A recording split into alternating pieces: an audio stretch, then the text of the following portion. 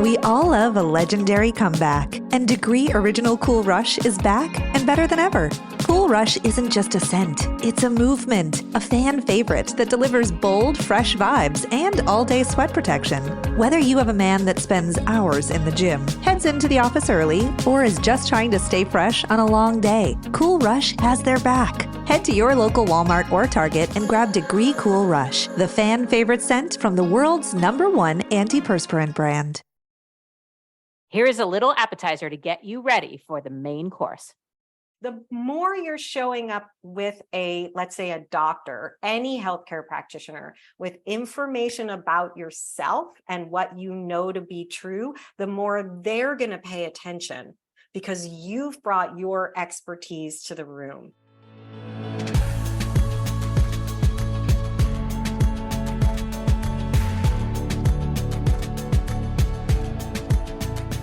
I am Nicole Khalil, and if I'm being utterly transparent with you, I can't think of a relationship I've had that's been more confusing or more complicated than the one I have with my own body.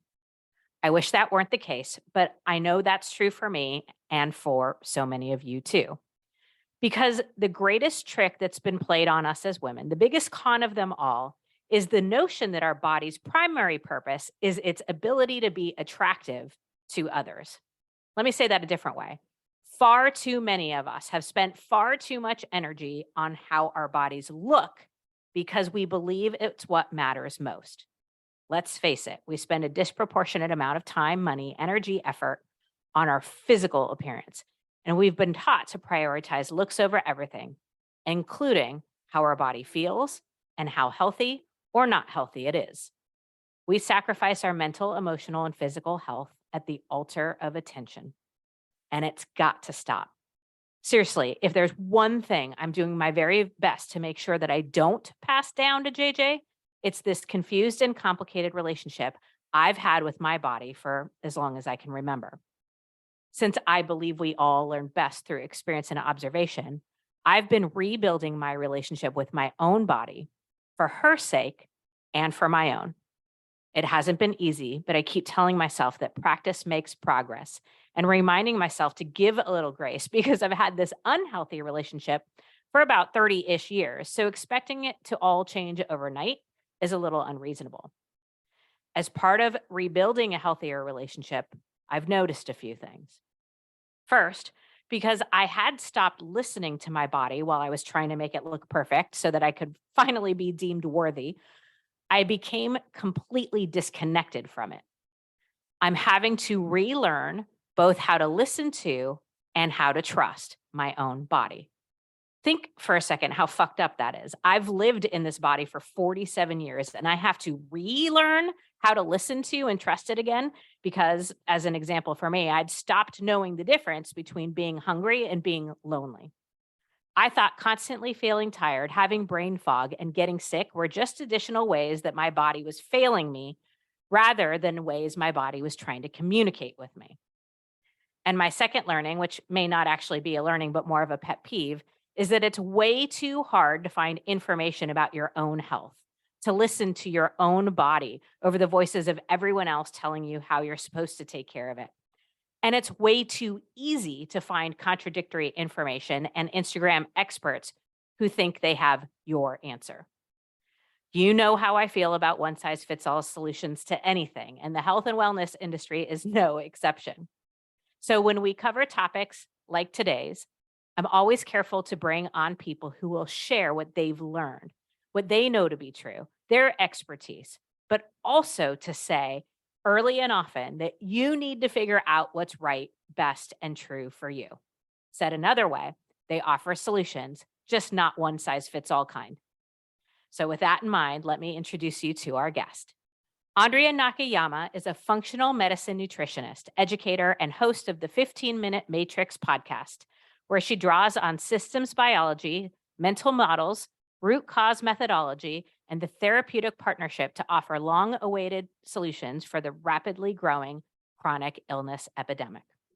After losing her young husband to a brain tumor in 2002, she discovered a passion for using food as personalized medicine and is now regularly consulted as the nutrition expert for the toughest clinical cases in the practices of many world-renowned doctors.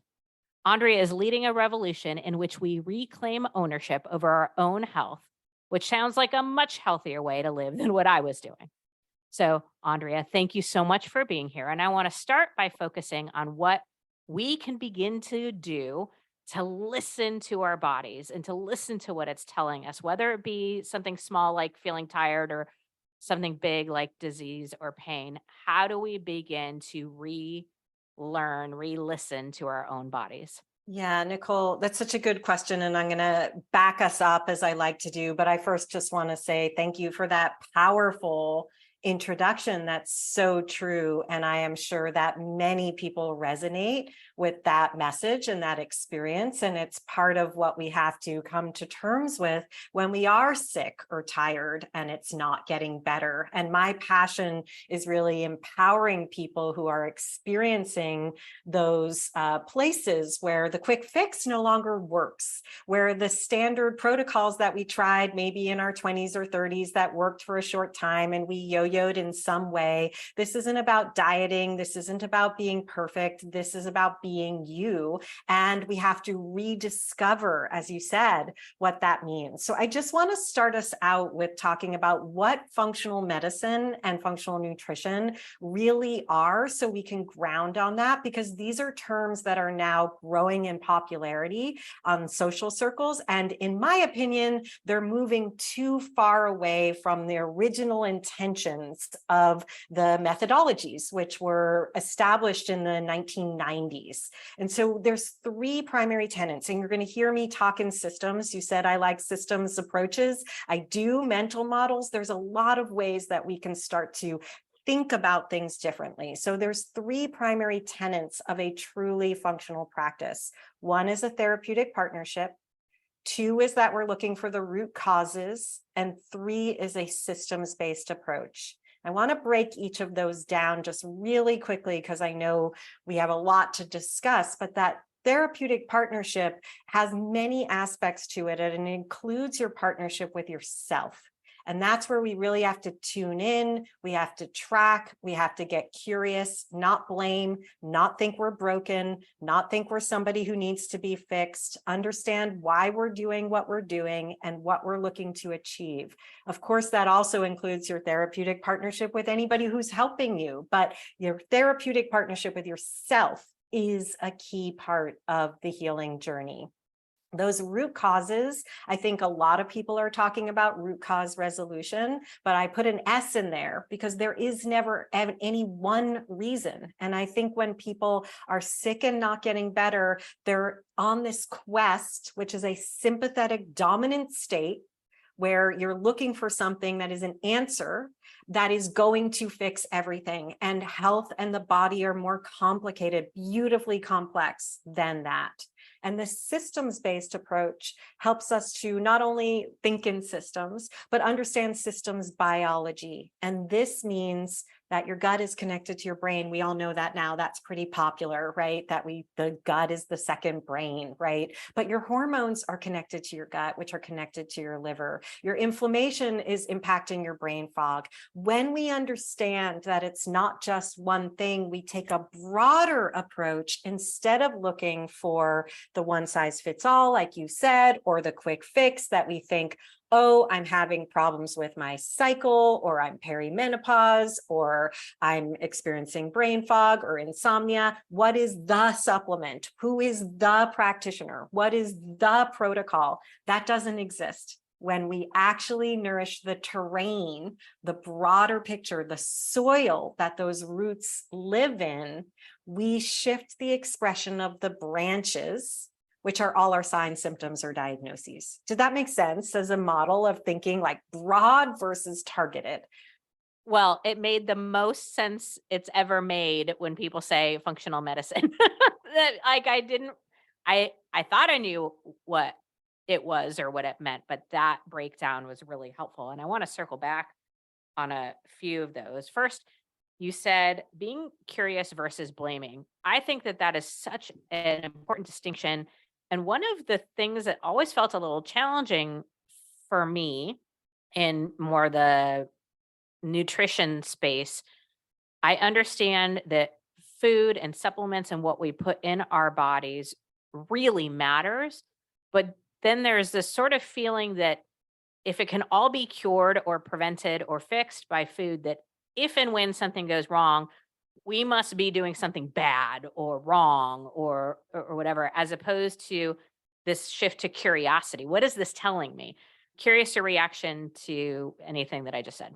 Yeah, for sure. I think that that's a really important point. Yeah. So when I think that we are thinking of food as medicine, which is a complicated term, it implies that it can exist alone. And I like to say that what we do is the yes and.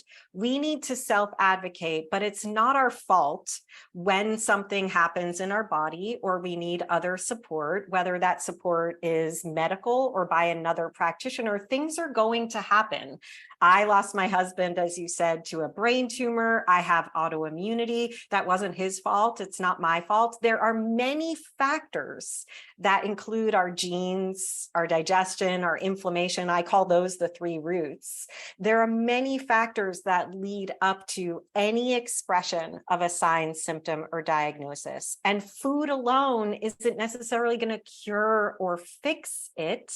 It's going to support the environment in which that is expressing, as well as help us deal with any of the interventions we may or may not have to go through medically. So that, for me, is the role of nutrition. Nutrition is about growth, metabolism, and repair. I'm not here to put my hands on my hips and say, medicine's doing it all wrong and I've got the answer. Sometimes we need to hold hands. If someone needs surgery, I'm going to help them support their body to go through that surgery. If someone's having fertility issues, or they have an autoimmune condition, or they have cancer, those are real life events that are not our fault. Are we contributing to the terrain in which we can support our body?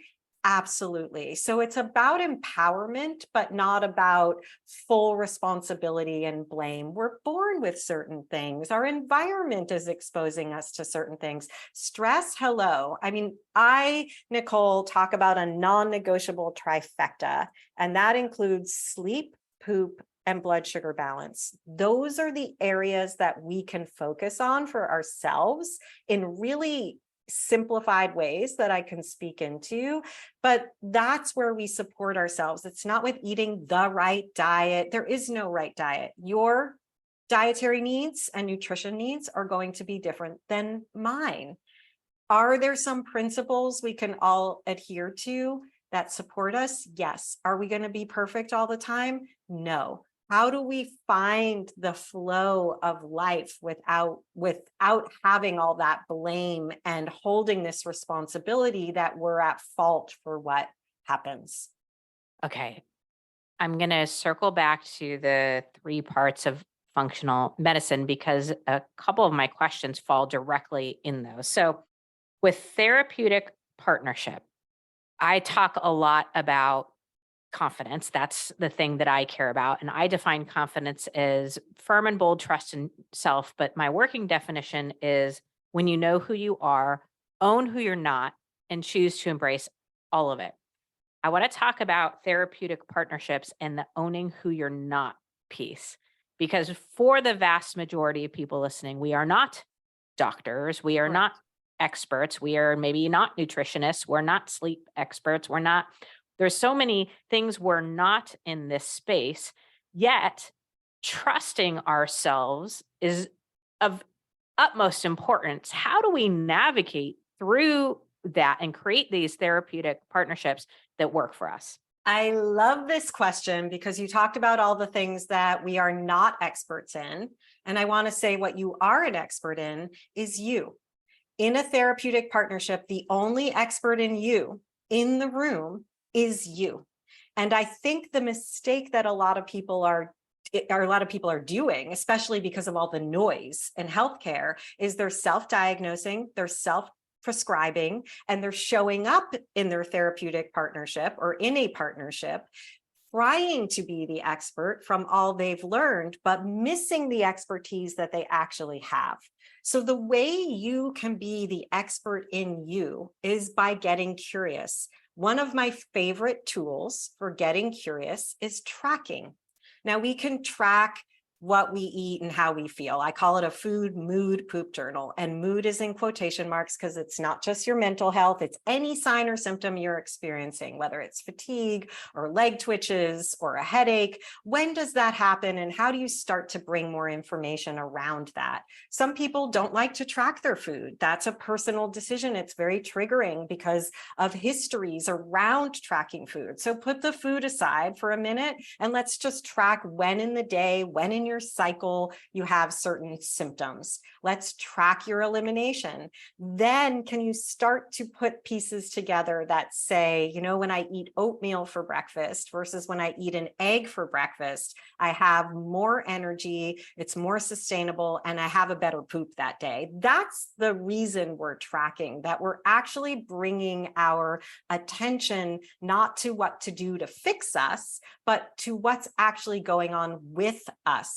I like to have people track their labs, even though they don't know what it means, put some darn numbers in a spreadsheet, show up. The more you're showing up with let's say a doctor, any healthcare practitioner, with information about yourself and what you know to be true, the more they're going to pay attention, because you've brought your expertise to the room. And that's what I think we're missing in our self-care and how we can be the true partners. It's what we do every day, but it's also paying attention. Let me just give you another example. Another tool I love is a timeline. So in functional nutrition, we create a very extensive timeline for our clients. What I invite patients to do, us all to do, is create mini timelines. So let's say all of a sudden you are having gas and bloating. What I'm going to ask you to do is to remember, when's the last time this was an issue for you?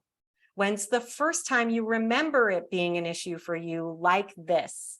If you can journal those occurrences, you actually show up and you're able to say to the doctor, not just I'm having gas and bloating, but I've been having gas and bloating since March. Here's what was going on around that time. This is what changed. I was trying to do XYZ, and that actually gives your partner a lot more information that they wouldn't otherwise known, and that you likely won't recall just in that appointment or visit. I could jump through and just hug you right now, because nothing has ever made more sense than that I am an expert on only one thing, and that my job is to come and deliver that expertise that only I can deliver, as opposed to, and if you want to Google some things or learn some things, great, but that doesn't eliminate the need to remain an expert on the thing that you can be an expert on.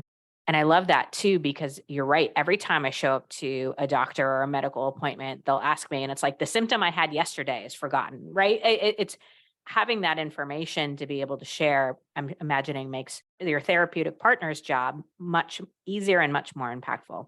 Okay, so let's talk about some of the root causes. I loved what you said. It's never any one reason. I have an inclination that many of us may have a tendency to think about one root cause and ignore some of the others, or focus in one area of our life and not in others.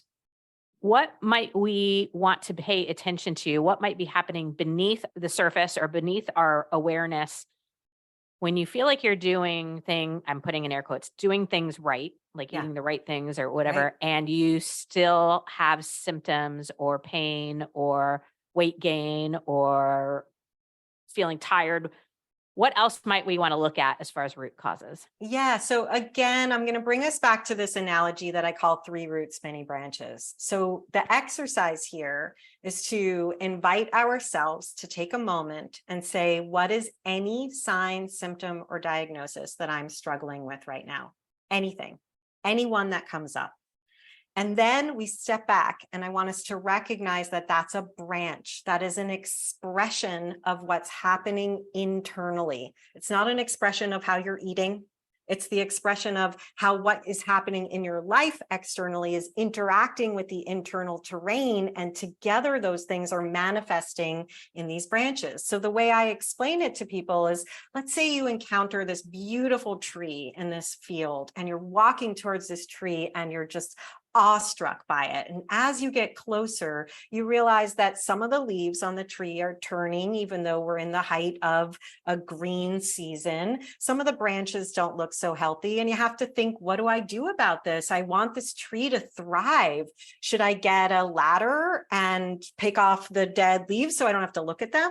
Should I get a ladder and a saw and chop off those branches that are starting to turn? No, I have to think in a different way, because those things will help the eye, but they're not going to help the tree. They're not going to help the ecosystem. So I want to go deeper and I want to get to the roots, but I also want to nourish the soil, which is a word you heard me use, or the terrain in which those roots exist. So I have a trifecta, or a model, a Venn diagram that talks about the three roots. And the three roots are our genes, our digestion, and inflammation. Now, our genes are not set in stone in terms of how they express. So each of those roots has its own circle of influence. That's the soil. And this is from Stephen Covey, The Habits of the Most Successful People. When we look at a circle of influence, we're not focused on the anxiety place of like, oh my God, my genes, this is what I'm born with. Epigenetics are the factors that influence our genes. And those are food, movement, environment, and mindset.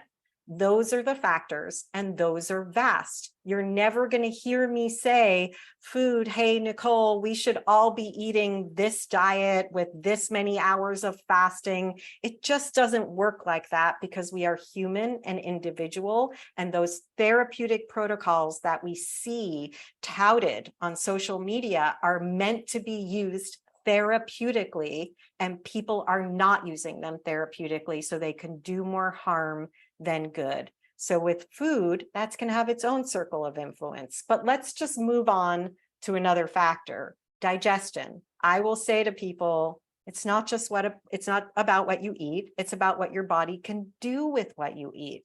So if you have issues that you're experiencing in your digestion, or if you have an autoimmune condition, we need to optimize the whole that receives our food to bring it to our cells. And that's a primary focus. But then we think about inflammation, and the circle of influence I'm going to bring us to there is to clear, calm, enhance, and modulate. And for each of us, I said a lot of different things there, but I just want us to think about the calm factor, especially for this particular audience. I get it. I built a big business that I sold. I've been through all of the challenges of building a business through being a single parent who lost my partner. And it's a lot of stress, and our bodies can't heal in what's called a sympathetic dominant, a fight or flight state. And so what we can do more than anything is recognize where we can come into more of the rest and the digest, where we can make time for that parasympathetic dominant state. Okay. Lots. There was so much good stuff in there. And I kind of want to wrap up the three things. So the systems part of it, but I think my question with systems might circle back to what you were talking about. You said it's all connected. And I think that is something we're all learning, is it's all connected and nothing's happening in a silo. You mentioned a few of these when you were talking about the roots and the terrain.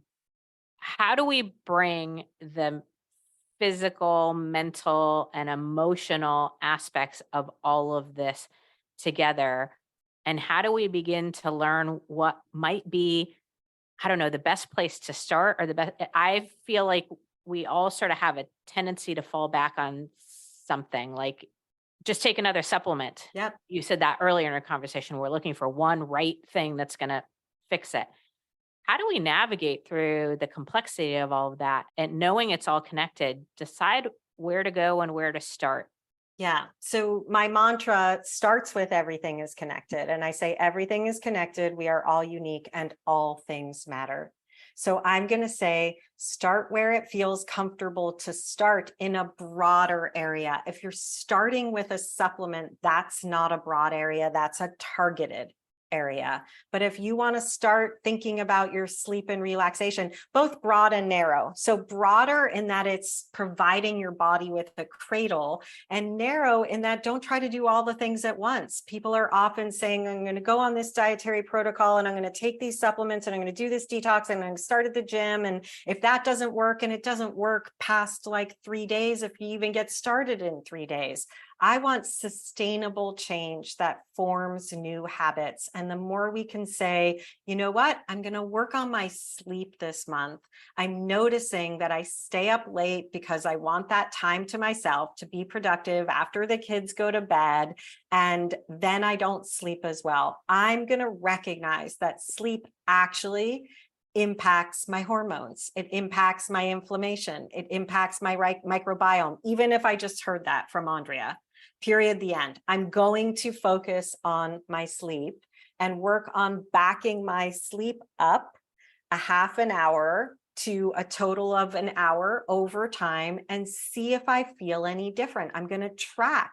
Does going to sleep earlier make a difference? I'm just throwing that out as one thing, but for me, it could be sleep. It could be some kind of movement. It could be I'm going to hydrate more. You pick your place and just stay in that one thing until it becomes second nature to you, and track if you feel any differences over time. I've worked with people where hydration can make a huge difference in their levels of fatigue. And there's a physiological mechanistic reason for that I can tell you, but that can make a difference. And we can come out of here going like, oh, I'm going to focus on hydrating.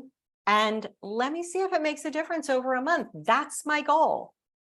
I want to talk about two things. You mentioned stress earlier and the environment that we're in and how that plays a part. I think when we have physical symptoms, we have a tendency to look to a physical solution. How much should we be considering the relationships that we're in, the work environments, the people, the cultures, just the stress of life and how that's playing into our health? Is maybe that a broader category to start in, even if your lens is to typically go, I need to relax more or I need to eat better? Where does that fit into stress and to our overall wellness? Yeah, it's so big. You're asking such great questions, Nicole. And I have what I call a functional nutrition matrix. So it helps us see the whole, and it resonates with the everything is connected. We are all unique. All things matter. In the all things matter categories, there's sleep and relaxation, exercise and movement, nutrition and hydration, stress and resilience, and relationships and networks. Those are all the things that if you're working with me or someone I train or someone on my team, we're making sure we have a full understanding of where is that support internally, because stress isn't just the bills, the relationship, the kids, the in-laws. Stress is also what's happening in our body or what's happening environmentally or our sociological pressures. So the social determinants of health, safety, all of those things impact our response rate and the load of stress that we are each holding. So I don't want people to be fearful of stress, like, oh, my stress is killing me. Stress is actually a good thing as long as we can recover. If you've ever seen something happen to an animal, like a cat getting stuck in a tree, the next day it sleeps for 24 hours. We get stuck in our tree, our metaphorical trees, and then we keep going.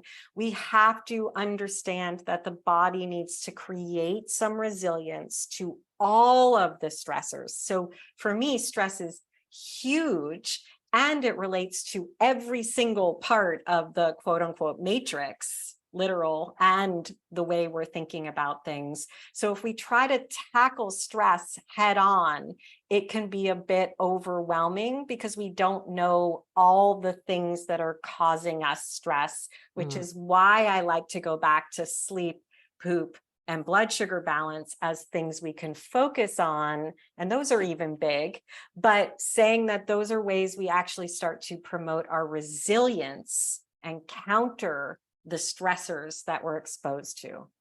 Okay. Andrea, I wish we had more time. Thank you, thank you, thank you. If you're listening and you want to learn more about Andrea and her work, go to andreanakayama.com. We'll put that as well as Instagram and other things in show notes. Andrea, thank you for your great work and for being one of those people who gives good information and expertise, but not from a one-size-fits-all lens. Thank you, Nicole. I so appreciate your questions and being with you. My pleasure. Okay, here's all I know for sure. Your body is yours. You only get one, and you're the only one who has it and who gets to take care of it. If you only focus on its beauty, if you sacrifice everything for how it looks, you'll pay for that choice in so many ways, not the least of which will be your confidence and agency, not to mention chronic symptoms like pain or fatigue. There are many ways we can abandon ourselves, but hating our bodies so much that we don't even listen to them anymore has got to be pretty high up on that list. Prioritizing our health and longevity is the most beautiful thing we can do. In fact, there's nothing sexier. And that's why it's most certainly woman's work.